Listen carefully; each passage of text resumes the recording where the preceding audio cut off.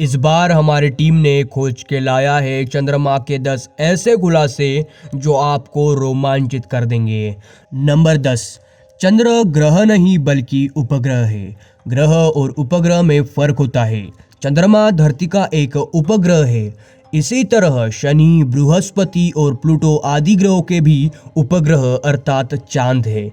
वैज्ञानिकों के अनुसार चांद से भी बड़े उपग्रह सौर जगत में मौजूद है, जिनमें से सबसे बड़ा बृहस्पति ग्रह के पास कलिस्टो स्थित है।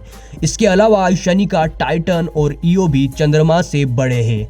चंद्र को जीवाश्म ग्रह भी कहा जाता है। नंबर 9। कैसे बना चंद्रमा? चंद्रमा लगभग 6.5 करोड़ वर्ष पूर्व धरती और थिया ग्रह मंगल के आकार का एक ग्रह के बीच हुई भीषण टक्कर से जो मलबा पैदा हुआ उसके अवशेषों से बना था। ये मलबा पहले धरती की कक्षा में घूमता रहा और फिर धीरे धीरे एक जगह इकट्ठा होकर चांद की शक्ल में बदल गया। अपोलो के अंतरिक्ष यात्रियों द्वारा लाए गए पत्थरों की जांच से पता चला है कि चंद्रमा और धरती की उम्र में कोई फर्क नहीं है। इसकी चट्टानों में टाइटेनियम की मात्रा अधिक पाई गई है। नंबर 8। क्या है चंद्रमा पर?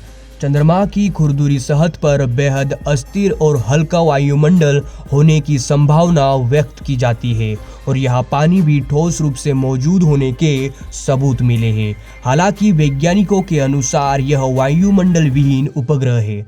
नासा के LADE प्रोजेक्ट के मुताबिक यह हीलियम, नियॉन और आर्गन गैसों से बना हुआ है। चंद्रमा का सबसे बड़ा पर्वत दक्षिणी ध्रुव पर स्थित लिबर्टीज पर्वत है, जो 35,000 फुट यानी 10,668 मीटर ऊंचा है। नंबर 7। कैसा है चंद्रमा का वातावरण? यहाँ का वातावरण एकदम शांत है, लेकिन यहाँ तापमान में भारी मात्रा में उतार चढ़ाव होते रहते हैं।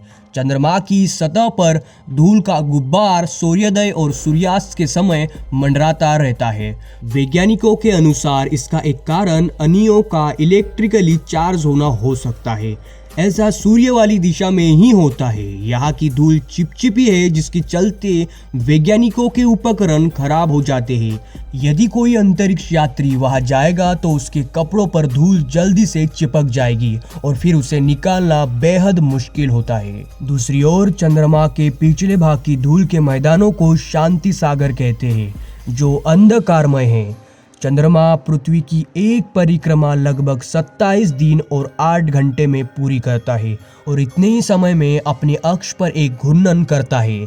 यही कारण है कि चंद्रमा का सदैव एक ही भाग दिखाई पड़ता है। नंबर 6। गुरुत्वाकर्षण शक्ति कम है। चंद्रमा की गुरुत्वाकर्षण शक्ति धरती से कम है, इसीलिए वहां पर मनुष्य का वजन लगभग 16.5% कम हो जाता है। यही कारण है कि व्यक्ति वहां आसानी से उछल कूद कर सकता है। चंद्रमा पर 1.62 गुरुत्वाकर्षण है। हालांकि गुरुत्वाकर्षण हर जगह अलग अलग होता है। चंद्रमा में गुरुत्वाकर्षण बल है, तभी तो वह धरती के समुद्र में ज्वार भाटा उत्पन्न करने की क्षमता रखता है।